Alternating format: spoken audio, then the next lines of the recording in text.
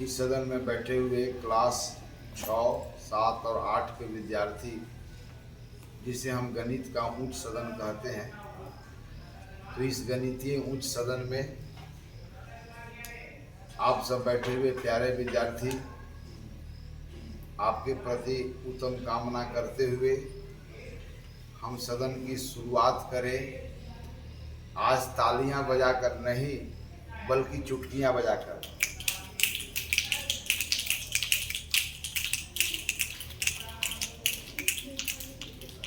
और इसलिए आज चुटकियां आपसे बजवाया ताकि आप अपनी किताब की समस्याओं को चुटकियों में हल करें। तो आज हम किस प्रकार की समस्याएं हैं, समस्या का डोमेन क्या है, यानी कि समस्या की दायरा क्या है, मतलब समस्या किससे संबंधित होंगे। तो समस्या व्यापार एवं व्यवसाय से संबंधित है। ओके, तो मैं इसको मिटा देता हूं क्योंकि स्पेस बहुत ही छोटा है।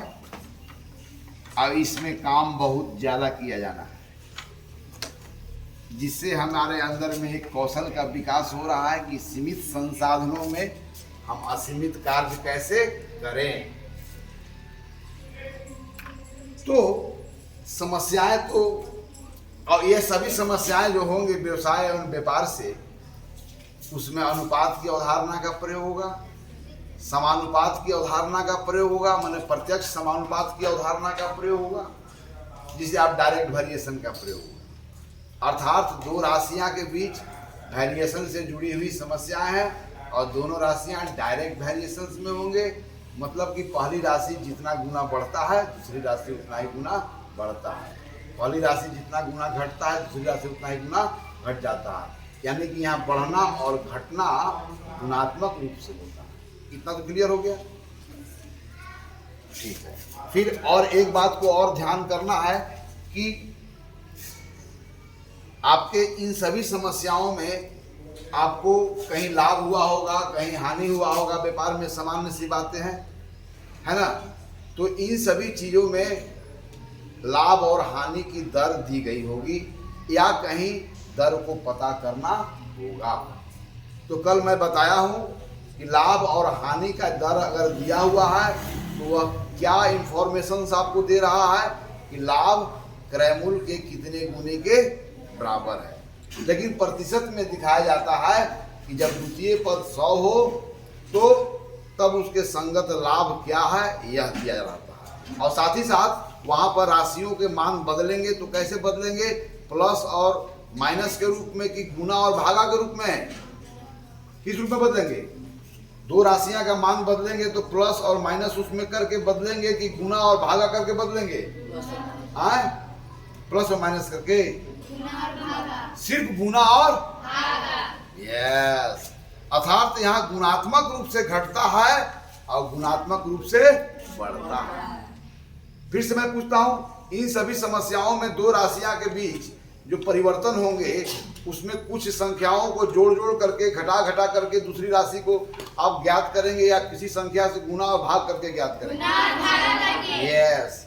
अर्थात हम यह जो राशियां में परिवर्तन है जिसमें गुणात्मक रूप से परिवर्तन के बारे में विचार करते हैं, और जब गुणात्मक रूप से परिवर्तन के बारे में विचार करते हैं तो वहीं पर अनुपात समानुपात की बात आती है। हाँ, अब गुणात्मक रूप से परिवर्तन भी दो प्रकार से होता है। एक जितना गुना बढ़ गया दूसरा उतना गुना घट गया, बढ़ गया। अभी घटने की बात नहीं कर रहे हैं। और दूसरा भी जब घट गया तो पहला भी घट गया तो दूसरा भी क्या हो गया, यानी पहला 4 गुना बढ़ गया तो दूसरा भी क्या हो गया, 4 गुना। पहला 4 गुना घट गया, 4 गुना घटना के बाद चौथा भाग घट जाना, राइट। तो दूसरा भी क्या होगा, उसका चौथाई हो जाएगा, चौथा, है ना। इस तरह से दो राशियों के बीच में जो परिवर्तन होता है वो गुणात्मक रूप से होता है, और ऐसा गुणात्मक रूप से होता है कि पहला जितना गुना बढ़ता है दूसरा उतना गुना बढ़ता है, पहला जमा भाग घटता है दूसरा उतना ही भाग घटता है। अब यहाँ पर गुना में आप फ्रैक्शन नंबर की बात करेंगे, क्योंकि whole number with fraction number, यहाँ पर 1 गुना भी हो सकता है, 1/4 गुना भी हो सकता है, 2 गुना भी हो सकता है, 2/4 गुना भी हो सकता है, 2/6 गुना भी हो सकता है। अर्थात 2 से गुना करना होगा, वहां 2/6 से गुना करना होगा। ओके, तो अगर आपको प्रतिशत लाभ दिया हुआ है कि 20%, तो क्या क्या सूचना आपके पास है, क्या क्या इंफॉर्मेशन है? तो आपको मैं बताया हूं, लाभ का तुलना किससे किया जाता है? हानि की भी तुलना किससे होता है? अब विक्रय मूल्य का भी तुलना किससे होता है? ओके, विक्रय मूल्य का तुलना लाभ से भी हो सकता है, लेकिन प्रारंभ में विक्रय मूल्य का तुलना क्रय मूल्य से, क्योंकि क्रय मूल्य से कितना आगे है ना, वही पता करते हैं आप, या कितना पीछे है हानि के रूप में। तो यहाँ पर क्या इंफॉर्मेशन आपको है कि लाभ और क्रय मूल्य का अनुपात क्या है, बोलो? 20 कितना? 20/100। अर्थात लाभ क्रय मूल्य के कितने गुने के बराबर है?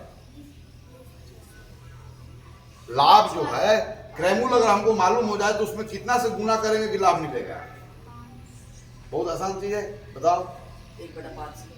ठीक है, 1/5 या 20/100 बोलो, चूंकि 1/5 20/100 इक्विवेलेंट फ्रैक्शंस है, हम 20/100 ही बोलेंगे अंत में, तो 1/5 हम उसको जब हम सिंपलेस्ट फॉर्म में लाएंगे तो कर सकते हैं। तो मैं पूछ रहा हूं क्या क्या सूचना है? अगर लाभ प्रतिशत लाभ दिया हुआ है तो लाभ क्रय मूल्य का कितना गुना है यह पता है।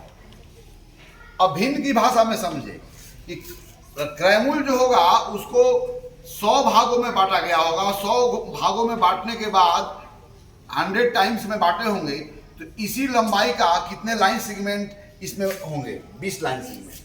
अर्थात जिन दूरियां को बनाते हुए 100 भाग बनी होगी, उन्हीं दूरियां में यहाँ पर कितने भाग मिलेंगे? 20 भाग मिलेंगे। यह भी सूचना मिलता है। तो जहां पर आवश्यकता होगा इन दोनों सूचनाओं में किसी सूचना को यूज करेंगे। अच्छा, लाभ और क्रय मूल्य का अनुपात दिया हुआ है, अर्थात लाभ की दर दिया हुआ है, अर्थात लाभ क्रय मूल्य के साथ कैसे परिवर्तन करता है यह दिया हुआ है। और हमें यह भी मालूम है कि लाभ और क्रय मूल्य में परिवर्तन कैसा है? डायरेक्ट वेरिएशन है। अर्थात 20 अगर मैं हम 30 से गुना कर दे तो मुझे 600 मिल जाएगा।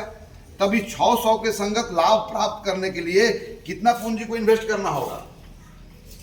कितना करना होगा? अब हमने 20 से लाभ हम लोग प्राप्त करने के लिए, 600 लाभ प्राप्त करने के लिए क्या कितना गुना लाभ यह है? 30 गुना।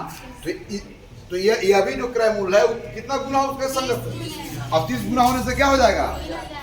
यस।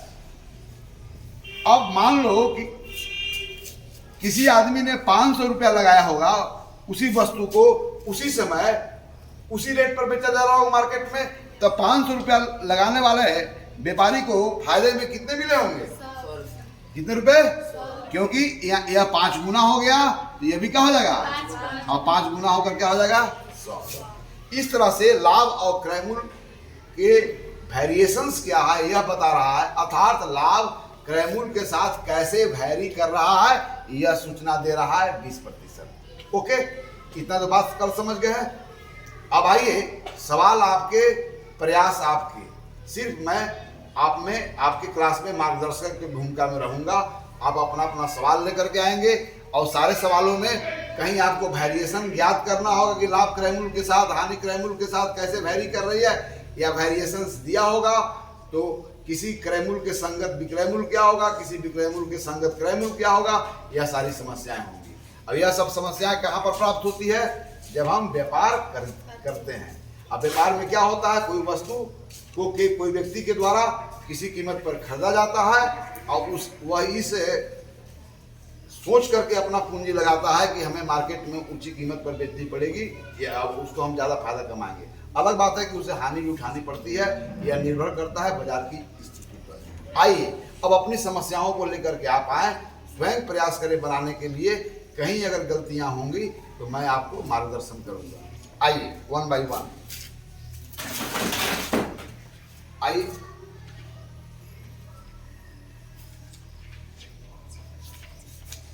चलो पहले तो इसको क्लीन करो यार। First you make it clean.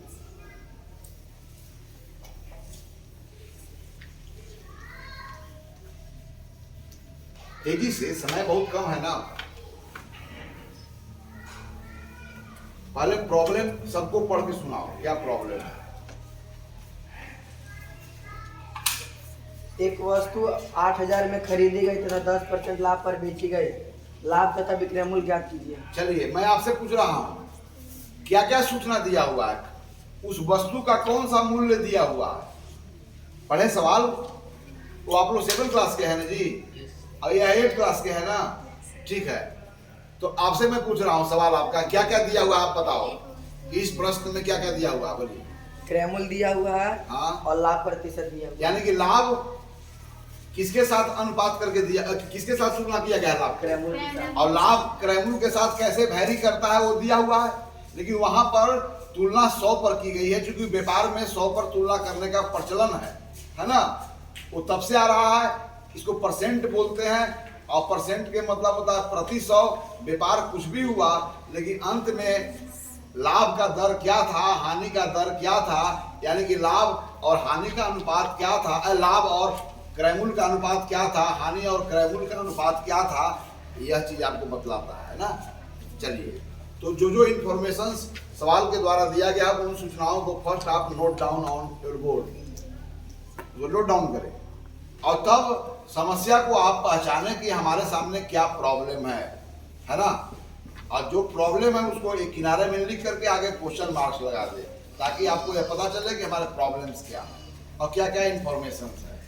और यहाँ पर भी अनुपात, समानुपात की बात करनी है। और कैसी समानुपात, प्रत्यक्ष समानुपात, डायरेक्ट प्रोपोर्शन, जिसको हम लोग डायरेक्ट वेरिएशन बोलते हैं।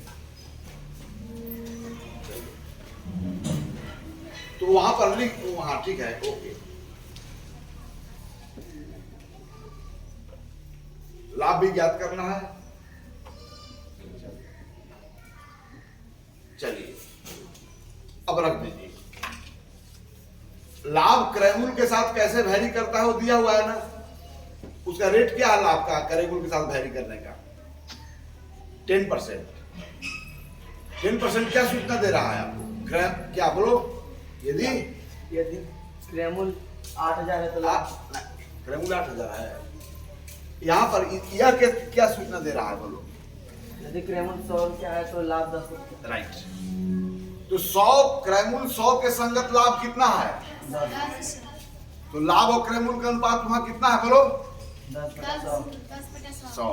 10% बटा 100 मतलब होता है 10/100, ईच 100,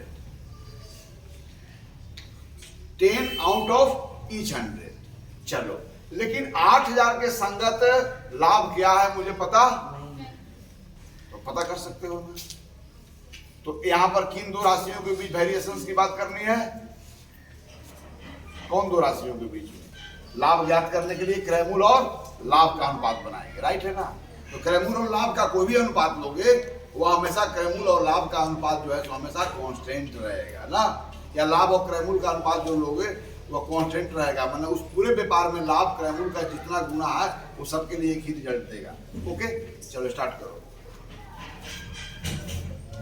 तो लाभ के लिए अगर नहीं पता है, कोई भी अननोन नंबर है तो हम क्या करते हैं, लाभ तो मुझे पता नहीं है, लेकिन लाभ अगर होगा तो कोई ना कोई तो संख्या उसके साथ जुड़ी होगी ना। तो वैसी संख्या जिसको प्रारंभ में वैल्यू ज्ञात नहीं है उसको अंग्रेजी वर्णमाला के छोटे अक्षरों द्वारा रिप्रेजेंट करते हैं। तो आप लिख सकते हैं कि माना कि लाभ मान लो कि एक मान लो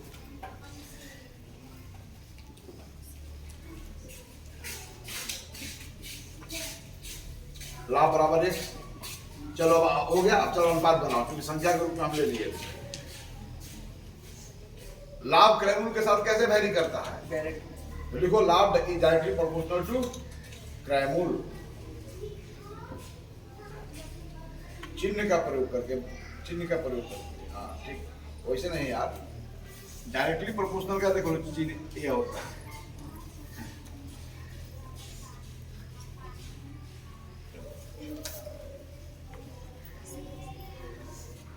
ये तो पता चल गया। तो चलिए, क्रयमूल्य 100 के संगत लाभ कितना है, 10। लेकिन क्रयमूल्य 8,000 के संगत हमके लाभ को पता करना है, तो क्या करना होगा, कर सकते हैं। चलो अनुपात बनाओ।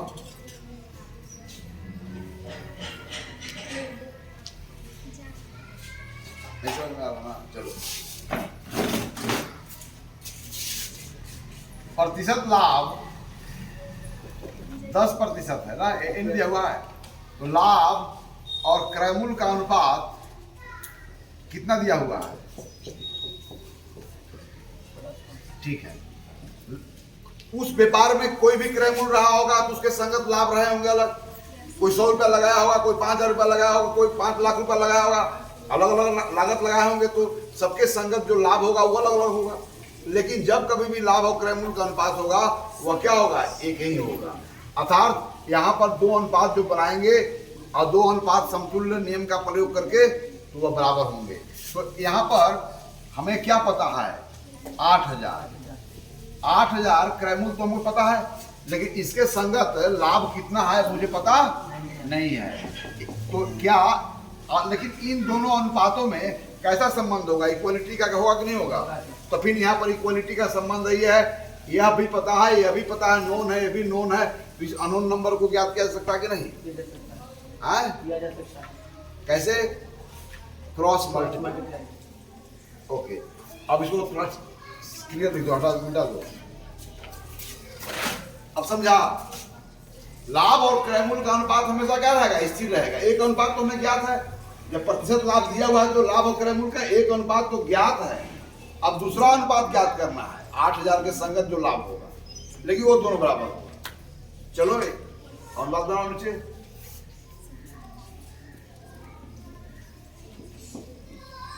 यहाँ पर लिख दो कि लाभ बटा क्रय मूल्य लिख दो, ताकि यहाँ लाभ और क्रय मूल्य का अनुपात आप ले रहे हो। एक अनुपात तो मालूम है, बराबर लिख दो। एक अनुपात तो मालूम है, ये अनुपात मालूम है। yes, अब दूसरा अनुपात में क्या नहीं मालूम है, दूसरा अनुपात के जो द्वितीय पद है वो मालूम है कि नहीं, जिससे तुलना किया जाना है वो कितना है, 8,000। यहाँ 100 से तुलना करते हैं तो 10 रुपया लाभ है। अब किस क्रय मूल्य से के साथ तुलना किया जाना है, 8,000। तो 8,000 कहाँ होगा, हाँ, चूंकि जिससे तुलना किया जाता है वो हर में रहता है और जिसका तुलना किया जाता है वह ऊपर रहता है। अब चलो, अब ई इसके बराबर नहीं है, यह जो लाभ बटा क्रय मूल्य तो अनुपात है, तो यह इसके बराबर कैसे रह गया, इसलिए इधर चिन्ह नहीं लगाना है ना। और ज्यादा से ज्यादा चिन्ह लगाना है तो ऐसे लगोगे इम्प्लाइज दैट, मतलब आप इस को आप क्रिया, इसके बीच क्रिया कर रहे हो ना। अच्छा याद करो, अननोन नंबर अगर ए इधर चला गया, दोनों चीज बराबर हो तो लेफ्ट और राइट अगर डायरेक्शंस बदल दे तो क्या इक्वलिटी बराबर रहेगी नहीं रहेगी। हाँ, कन्वेंशन है कि जो अननोन नंबर है, जिस अननोन नंबर है वह हमेशा लेफ्ट हैंड साइड में रखा जाता है। अगली बार में इसको इधर रखोगे और नोन नंबर को RHS में रखोगे। चलो नेक्स्ट स्टेप वहां, अब वही चेंज कर देने का काम था।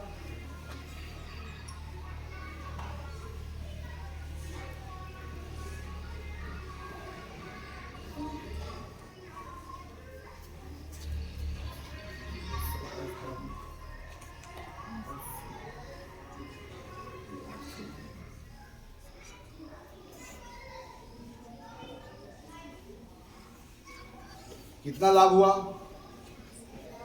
कितना लाभ हुआ, 800 रुपया। तो कितना पैसा लगाने पर उतना लाभ हुआ होगा, 8,000। यस। तो इसमें लाभ की दर दिया हुआ था, क्रय मूल्य दिया हुआ था। अब विक्रय मूल्य निकालना है, तो अब तो विक्रय मूल्य के लिए बड़ा आसान है, क्रय मूल्य भी हमें पता है और उसके संगत लाभ भी पता है, तो उसके संगत विक्रय मूल्य भी हमें पता हो जाएगा। कैसे, क्रय मूल्य और लाभ के बीच में क्या करना होगा, विक्रय मूल्य को पता करने के लिए क्रय मूल्य भी मालूम है, लाभ भी मालूम है, तो क्या करना होगा, वो लिखो विक्रय मूल्य, वहीं पर विक्रय मूल्य लिख दो कितना हुआ।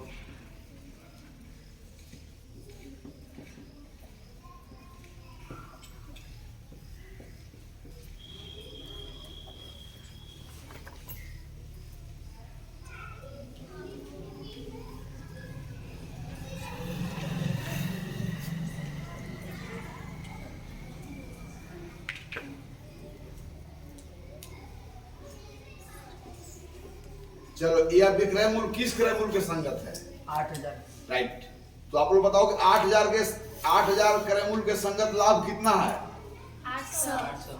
और इस अब 8,000 के संगत विक्रय मूल्य कितना है, 8,800। Very fine. चलो अब आओ, कोई अपना अपना सब प्रॉब्लम लेकर के आओ, बोलो। एक टीवी 5,500 रुपए में खरीदी गई, 25% लाभ पर बेचा गया, तो विक्रय मूल्य ज्ञात कीजिए। इसमें क्या क्या सूचना है बोलो। 5,500 में टीवी खरीदी गई, मतलब उसको क्या बोलेंगे, तो संक्षिप्त भाषा में बोलो। क्रय मूल्य हाँ, तो पता है। और क्या पता है, लाभ हुई कि हानि हुई थी। लाभ लाभ की दर दिया हुआ है। 25 लाभ की दर मैंने लाभ क्रय मूल्य के साथ तुलना करके दिया गया है। किस रूप में दिया गया है, परसेंट किस रूप में, कितना परसेंट है। 25%। हाँ, तो 25% या 25% के मतलब ही होता है वहाँ लाभ की दर पता है। लाभ है ना, रेट ऑफ प्रॉफिट हमको पता है। रेट ऑफ प्रॉफिट क्या है, रेशियो ऑफ प्रॉफिट टू क्रय मूल्य माने कॉस्ट प्राइस। प्रॉफिट को जब कॉस्ट प्राइस के साथ आप रेशियो बनाते हो, है ना, तो वो आपको दिया हुआ है, तो फिर बाकी चीज को निकाल सकते हो। चलो 23 से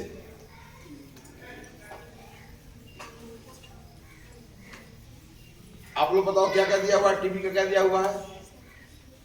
आप लोग पास किताब है, 7 क्लास का ना है जी। आए तो आप 8 क्लास वाले थे, तो आपको इनसे जब पूछा जाएगा तो आप बताएंगे क्या क्या दिया हुआ है। इंफॉर्मेशन पहले पता करो कि क्वेश्चन के द्वारा कितना सूचना हमें दिया गया है, क्या क्या दिया गया है। दूसरा दो,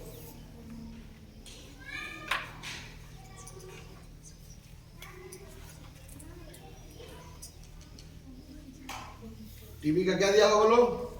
क्रय मूल्य very fine, purchasing price, cost price. आगे हम लोग कुछ दिनों के बाद क्रय मूल्य के बदला हम लोग सीपी लिखेंगे ना, सीपीएसपी। और क्या दिया हुआ है, लाभ लाभ दिया हुआ है। लाभ खाली दिया हुआ है कि प्रतिशत लाभ दिया हुआ है। 25 लाभ और प्रतिशत लाभ में बहुत अंतर है। लाभ तो सिर्फ दिया हुआ, प्रतिशत लाभ के मतलब वह लाभ की दर है, मतलब लाभ और क्रय मूल्य का अनुपात दिया हुआ है। जब क्रय मूल्य 100 रुपया है,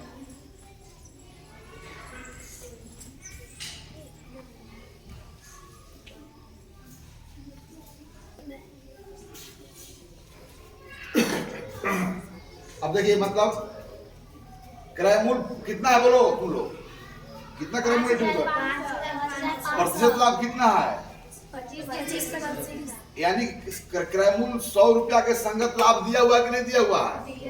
या तो क्रय मूल्य 100 रुपया के संगत कितना लाभ है, 25%। नहीं कितना है, 25% है, लेकिन हम बोल रहे क्रय मूल्य वहां पर 100 रुपया के संगत लाभ कितना है, 25 बोलो। तब हमको लाभ जो ज्ञात करना है किस क्रय मूल्य के संगत, 5000, और किस क्रय मूल्य के संगत हमें विक्रय मूल्य ज्ञात करना है, 5500। तो क्या लाभ प्रतिशत दिया हुआ है, मतलब लाभ और क्रय मूल्य का अनुपात दिया हुआ है, तो क्रय मूल्य और विक्रय मूल्य का अनुपात नहीं बना सकते हैं। हाँ, कोई भी अनुपात बना सकते हैं ना। तो पहले आप लाभ पता कीजिए और विक्रय मूल्य को पता करने के लिए क्रय मूल्य में है उसको जोड़ के पता कीजिए, या अनुपातिक विधि से भी पता कीजिए।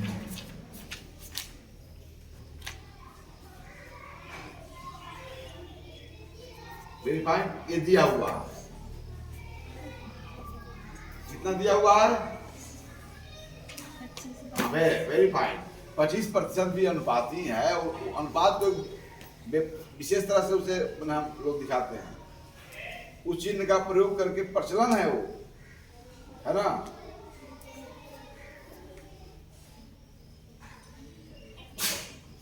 वेरी फाइन, हमेशा अननोन टर्म वाले को आप जो है सो लेफ्ट हैंड साइड में लिखने का प्रयास करें, सारे नोन को राइट हैंड साइड में ले जाए।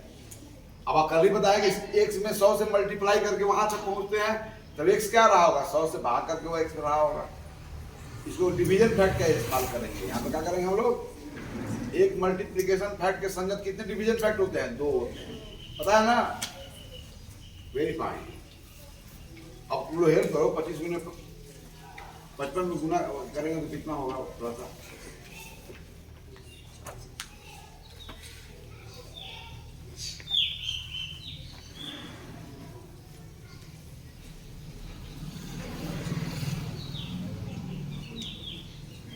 एक्स क्या था हमारा, किसके संगत लाभ था? क्रयमूल्य। वास्तविक क्रय मूल्य के संगत ना। ठीक है, तो अब विक्रय मूल्य ज्ञात कर सकते हो। ठीक है, निकाल लो। विक्रय मूल्य करने के लिए क्रय मूल्य भी ज्ञात हो गया और लाभ भी ज्ञात हो गया, तो विक्रय मूल्य ज्ञात है कि नहीं है? तो हम क्या क्रय मूल्य और लाभ में क्या करेंगे? हम या योग करेंगे।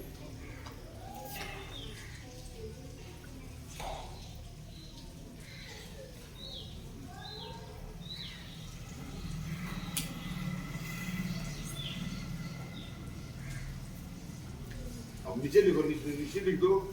आओ हॉरिजॉन्टल में लिखो और वर्टिकल आप जो जोड़ सकते हो कॉर्नर में। हॉरिजॉन्टल में वो लिखो जो न्यूट्रल से राशियों के संगत। ठीक है, दो संख्याओं का जोड़ना माने समान स्थान पर बैठे हुए अंकों को जोड़ना। और यह जोड़ने का जो काम होगा किस स्थान से शुरू होगा? सबसे छोटे स्थानों से, है ना? मैंने सबसे राइट से कि सबसे लेफ्ट से? सबसे छोटे स्थान किधर होते हैं? राइट। Very fine. तो चलिए मैं आपसे, आप बताइए टीवी के क्रय मूल्य 5500 के संगत लाभ कितना प्राप्त हुआ आपको? 25। आए 5500 क्रय मूल्य के संगत लाभ कितना प्राप्त हुआ? 1375। चलिए, और विक्रय मूल्य कितना प्राप्त हुआ आपको? 6875। यानी कि जब वस्तु को व्यापारी बेचा होगा तो 6875 रुपया उसके पास आए होंगे, और जो उनके पास पैसा आए होंगे उसमें अपना भी कुछ पैसा होगा जिसको पहले लगाया है ना, और उसके बाद कुछ अधिक रहा होगा ना, तो जो लगाया होगा उसी क्रय मूल्य करते हैं। आओ अपनी समस्या को लेकर के, कौन आएगा? कोई और प्रॉब्लम है किसी के पास? चलो आओ लाओ, चलो।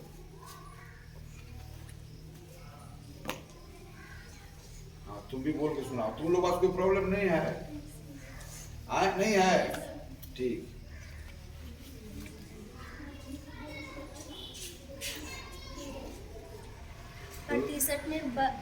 प्रतिशत में बटा ज्ञात कीजिए। यदि एक कॉपी का अंकित मूल्य 60 तथा विक्रय मूल्य 51 है। देखो हम इसे जोर से बोले तो आवाज कौन सा वाला है? चलिए, इनका एक समस्या है प्रतिशत में बटा ज्ञात कीजिए। मैंने वहां पर बटा और क्रय मूल्य का आपको अनुपात ज्ञात करना है, और उस अनुपात को क्या होता है 100 हर वाली अनुपात में बदल देना है, यही नहीं करना है। और एक अनुपात को दूसरे अनुपात में बदलते समय समतुल्य भिन्न का जो नियम है उसका आप उपयोग करते हैं। इतना ही ना काम है जी। अब कह रहा है कि एक कॉपी का अंकित मूल्य, मैंने किताब खोला तो उस पर प्रिंट प्राइस, मार्क प्राइस है, किताब पर लिखा हुआ था, कितना लिखा था कॉपी पर? कितना लिखा हुआ था? 60 रुपया। कितना लिखा हुआ था? 60। लेकिन उसको दुकानदार ने कितना में बेचा? 51 रुपया। तो दुकानदार जानबूझ कर कम में थोड़ी बेच रहा है। दुकानदार जब जानबूझ करके अंकित मूल्य से कम में बेच रहा है तो समझो कि वह दुकानदार आपको छूट दे रहा है। यानी कि अंकित मूल्य 60 रुपया है, जो क्रय मूल्य से इसको तुलना करोगे ना तो विक्रय मूल्य कितना है? 51 रुपया। यानी कि उस पर कितना छूट दी गई निकाल लोगे। अब फिर वह छूट का तुलना किससे करोगे? यहाँ पर क्रय मूल्य की जगह कौन सा शब्द है? अंकित मूल्य। यानी कि छूट और अंकित मूल्य का अनुपात बनाओगे और उस अनुपात को 100 हर वाले अनुपात में बदलोगे। जब उसका हर 100 हो जाएगा तो 100 हर वाले अनुपात को आप उस चिन्ह का प्रयोग करके फाइनल उत्तर दे सकते हो। यही नहीं करते हो तो आपकी समस्या बहुत बड़ी नहीं है। आपकी समस्या क्या है? आसान है। आप चुटकियों में हल करें, क्योंकि प्रारंभ में आपने जोरदार चुटकी बजाया है। चलो, तो पहले इंफॉर्मेशंस को लिखो। कौन सी वस्तु है जिसकी विक्रय होनी है? कॉपी है क्या ना? तो कॉपी का अंकित मूल्य पहले लिखो और कॉपी का विक्रय मूल्य, मैंने कितना पर लिखा हुआ था दाम और कितना पर दुकानदार तुमको दिया। तो कभी कभी वस्तुओं के बिक्री बढ़ाने के लिए दुकानदार अपनी ओर से उस पर छूट देता है। क्या देता है? छूट देता है। सीजन सीजनली जो मेरे आयोजन होते हैं उसमें बहुत से कि इतना परसेंट छूट, इस पर इतना परसेंट छूट या इतना छूट, ये तो क्या है, मार्केट में अपने वस्तुओं को ज़्यादा से ज़्यादा बिक्री हो और ग्राहकों को ज़्यादा से ज़्यादा ध्यान आकर्षित हो। क्योंकि ग्राहक हमेशा किधर भागता है, जहाँ पर कीमतें कम हो, है ना। इसलिए भ्रम में पड़ करके बेचारा वह मार्केट में संख्या बढ़ा देता है और वस्तुओं की बिक्री बढ़ जाती है। तो ये व्यापार का ये भी तरीका है, छूट देता है। तो पहले तुमको क्या क्या करना है, अंकित मूल्य भी पता है, अब विक्रय मूल्य पता करना है। तो इसको क्या पता कर, वास्तविक अंकित मूल्य, कौन सा अंकित मूल्य है, वास्तविक। प्रतिशत में जो होता है वो वास्तविक नहीं होता है, वो 100 पर तुलना करके बना दिया जाता है समतुल्य नियम का पालन करके। लेकिन यहाँ पर कैसा मूल्य है, वास्तविक है और वास्तविक विक्रय मूल्य है। तब यहाँ पर क्या पता चलेगा, वास्तविक छूट। छूट लिखो या बटा लिखो, हाँ बटा लिखो, बटा, यहाँ बटा शब्द है। बटा को प्राप्त करने के लिए तुम क्या करोगे, किसमें किसको घटाओगे, 60 में। ठीक है। तो 60 जो न्यूमरल से किस राशि से जुड़ा हुआ है, 60 किससे है जुड़ा हुआ, बोलो, वहाँ क्रय मूल्य है।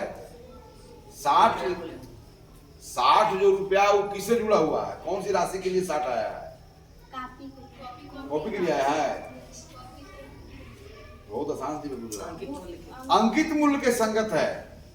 और 51 रुपया किस राशि के लिए है, तब बटा भी तो एक अलग राशि है। तो बटा को ज्ञात करने के लिए किसमें किसको घटा रहा है, अंकित मूल्य में। अब चलिए नेक्स्ट स्टेप में क्या करना है, क्योंकि प्रतिशत बटा ज्ञात करना है, बटा का रेट ज्ञात करना है ना। तो बटा माने अंकित मूल्य के साथ कैसे वैरी करता है ये ज्ञात करना है, लेकिन यह प्रतिशत वाले अंदाज में है ना। चलिए ज्ञात कीजिए। तो किसके किस अनुपात बनाएंगे बोलिए, तो उस राशियों को जिक्र कर दीजिए जिसका आप अनुपात बनाने जा रहे हैं। क्या आप जिन दो राशियों का अनुपात ज्ञात करने जा रहे हो उसको जिक्र कर देना है वहां पर, ठीक है। किसका अनुपात बनाने जा रहे हो, बताओ, तुम लोग हेल्प करो, किसका अनुपात बनाएगी ये, यहाँ पर जो है, यहाँ पर किसका अनुपात बनाने जा रही है, नहीं समझ आ रहा है, बटा और अंकित मूल्य का ना।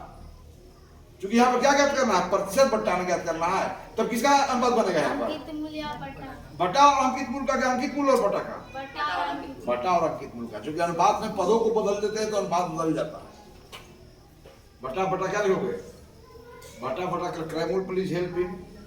अगर ऐसे नहीं हो रहा तो आगे के तुम चलो हेल्प करो। बटा और क्रय मूल्य का अनुपात दिखाओ,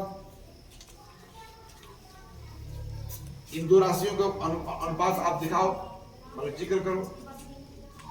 और क्रय मूल्य का, चलो अब आगे बराबर क्या क्या है वो बटा। चलो एक लाइन सेगमेंट पढ़ो, हॉरिजॉन्टल लाइन सेगमेंट। हाँ अब इनको रिपोर्ट लिखना है। क्रय मूल्य की जगह क्या लिखेंगे हम, क्रय मूल्य, हाँ। अब बटा की जगह, चलिए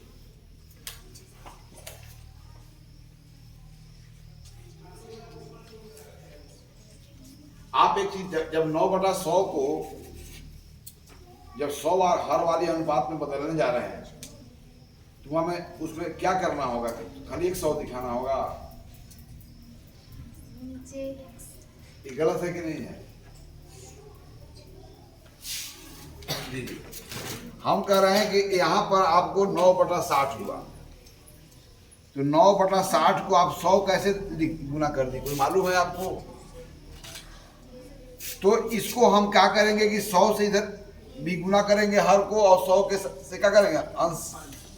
तो 100 यहाँ पर 100 से भी गुना किए, और 60 है, यहाँ पर 60 से भी गुना किए, और यहाँ पे कितना गुना किए, 100। अब देखो भिन्न की भाषा में 9 गुने 100 और 60, इसको एक संख्या मान सकते हैं कि नहीं मान सकते हैं।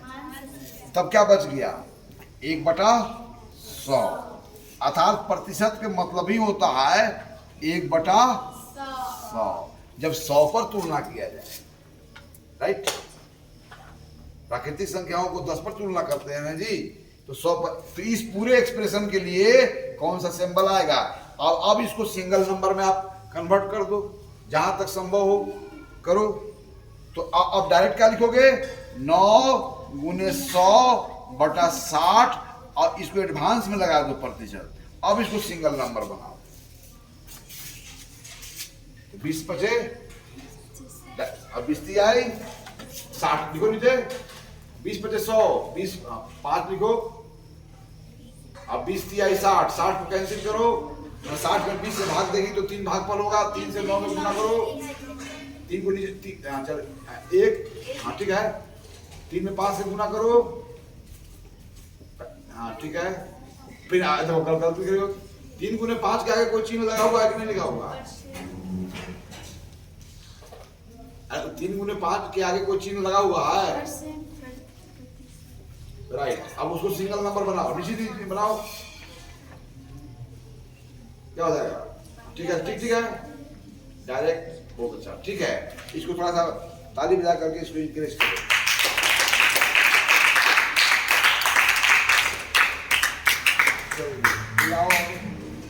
आप लोगों की कोई समस्या है?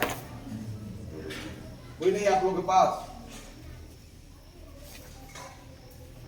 आप लोगों के पास कोई समस्या नहीं है? पीछे वाले हमारे पास है, चलो आओ। तुम्हारे पास कोई प्रॉब्लम नहीं है, चलो लेकर जाओ। एक कमीज 150 रुपए में खरीद कर 225 रुपए में बेची गई, प्रतिशत लाभ या हानि? चलिए, क्या क्या पता है आपको? क्रैमुल भी पता है और विक्रैमुल भी पता है। तब तो हम पता कर लेंगे कि वहां हानि हुई है कि लाभ। कैसे? जब विक्रैमुल क्रैमुल से बड़ा हो तो लाभ, विक्रैमुल क्रैमुल से छोटा हो तो हानि। तो फिर वहां पर प्रतिशत लाभ है, यानी कि लाभ और क्रैमुल का अनुपात बनाओ और उस अनुपात को 100 हर वाले अनुपात में तब्दील करो। आप लोग के पास कोई प्रॉब्लम नहीं है? नहीं है तुम्हारा? तुम किस क्लास से पढ़ती हो? तुम्हारे पास कोई समस्या नहीं है?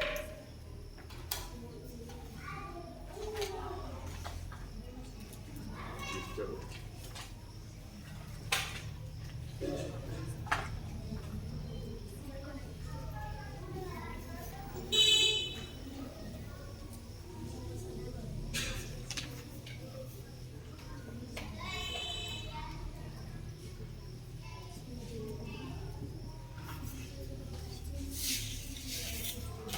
समस्या आपका है जी, समाधान आप ढूंढेंगे, इससे फायदे आपको होने वाले हैं।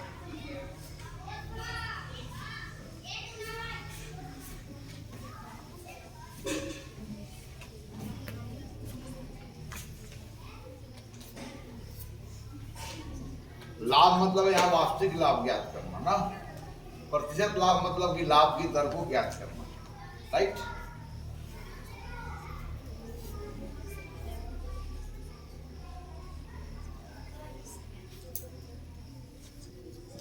तो यहाँ लाभ बराबर हो गया ये रिलेशन बता रहा है कि इस व्यापार में क्या हुई, लाभ हुई या हानि हुई, लाभ हुआ या हानि हुई, इसके लिए आप तुलना कर रहे हैं क्रैमुल विक्रैमुल से छोटा है, इसलिए क्या हुई होगी? लाभ। लाभ निकालो, डायरेक्ट लाभ कितना होगा?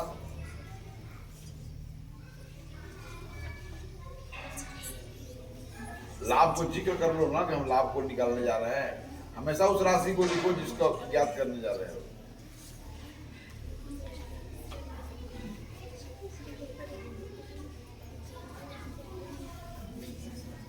तो इस व्यापार में क्या हुई? लाभ हुई 75 रुपए। ठीक है, तो अब आप ज्ञात कर लीजिए। तो क्या ज्ञात करना है? लाभ की दर को ज्ञात करना है कि लाभ क्रैमुल के साथ कैसे वैरी करता है।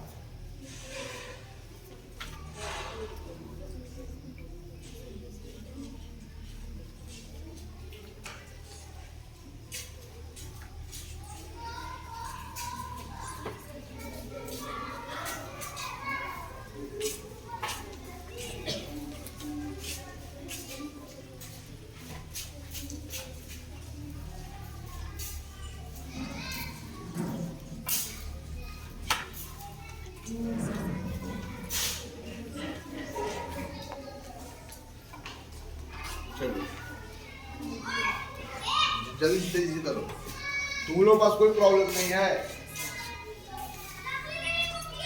तुम लोग कुछ समझ नहीं है। हाय तो फिर तुम क्या रही हो?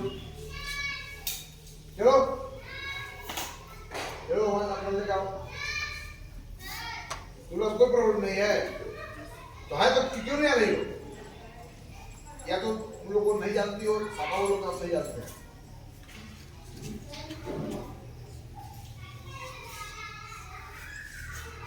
चलो पहला दूसरा तीसरा ले चलो, प्लेट ऊपर कर दिया, पहला दूसरा तीसरा को ले जाओ। तो तुम्हारा है ना, ठीक है।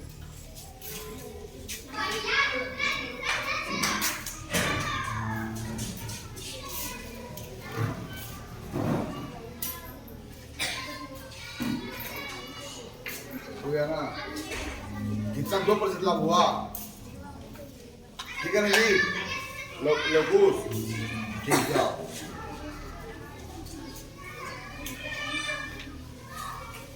पानी गिरा, पानी यहाँ गिरा, वहाँ तो बंद करो, बस करो। 2% लाभ हुआ, सही है।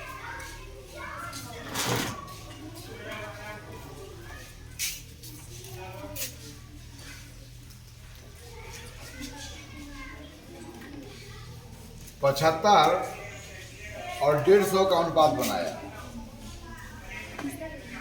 यही है जी। 75 रुपया आपको कितना लाभ हुआ? 75 रुपया, और फिर संगत का मूल्य कितना है? 150 रुपया, ठीक है ना?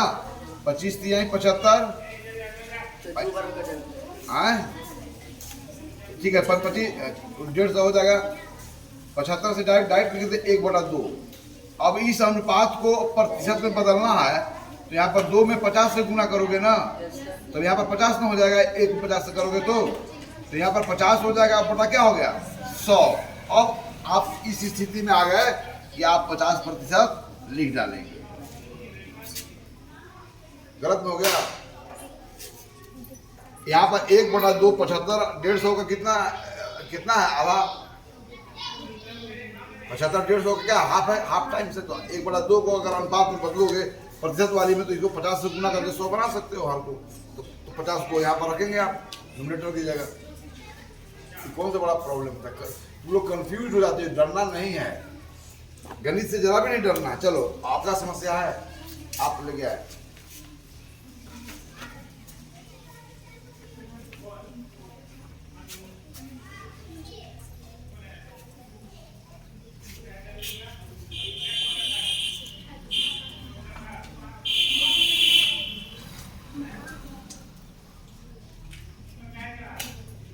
पैंतालीस 100 किलोग्राम चावल खरीदी।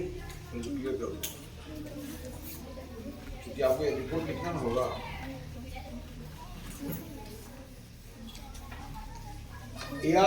यह सदन का यह आखिरी समस्या होगा। इसके बाद यह सदन ड्रॉप कर दिया जाएगा। इसके बाद आप मिड डे मील आपका तैयार है, आप भोजन प्राप्त करेंगे।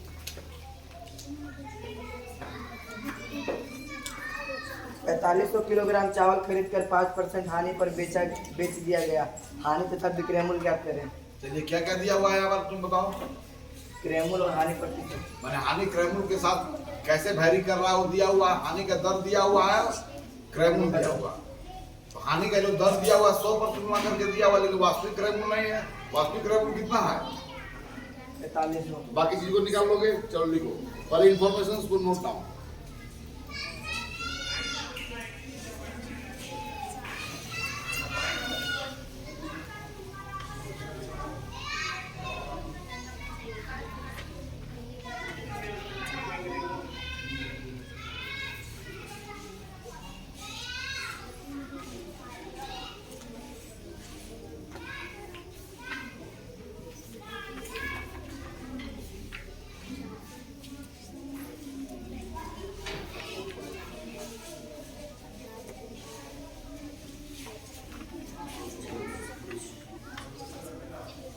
याद करना है ना। चलो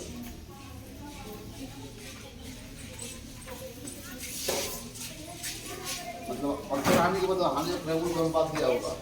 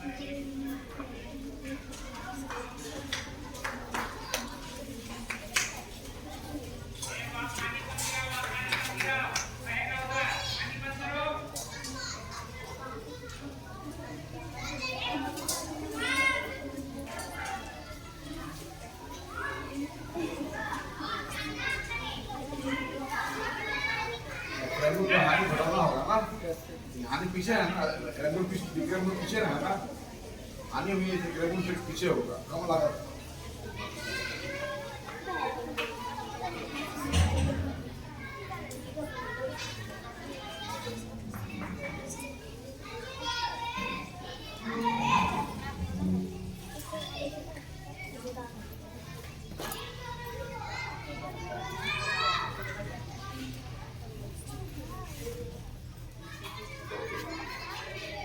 सही है ना,